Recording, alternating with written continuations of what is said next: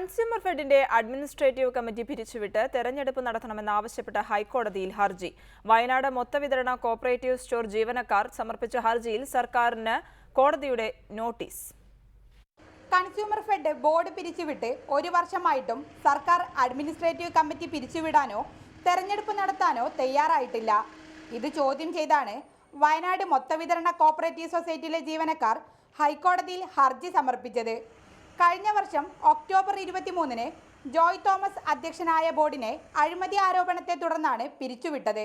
ഭരണമാറ്റത്തിന് പിന്നാലെ LDF സർക്കാർ നിശ്ചയിച്ച 3-അംഗ അഡ്മിനിസ്ട്രേറ്റീവ് കമ്മിറ്റിക്കാണ് കൺസ്യൂമർ ഫെഡിന്റെ ഭരണ ചുമതല.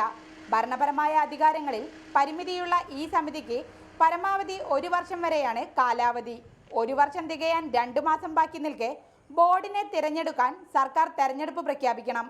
14 ജില്ലകളിലെ മൊത്തവിതരണ കോപ്പറേറ്റീവ് സൊസൈറ്റിയിലെ അംഗങ്ങളാണ് ബോർഡിലേക്ക് മത്സരിക്കുക. എന്നാൽ UDF അംഗങ്ങൾ ഭൂരിപക്ഷമുള്ള കൺസ്യൂമർ ഫെഡിന്റെ അധികാരം വിട്ടൊഴിയാൻ സർക്കാർ തയ്യാറാകുന്നില്ലെന്നാണ് തൊഴിലാളികളുടെ ആരോപണം.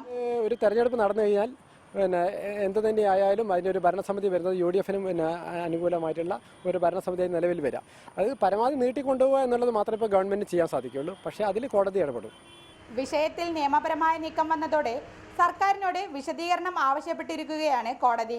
ഓണം അവധിക്ക് ശേഷം ഈ വിഷയത്തിൽ തീരുമാനമാകുമെന്ന പ്രതീക്ഷയിലാണ് തൊഴിലാളികൾ. TK Sabeena, reporter, Kozhikode.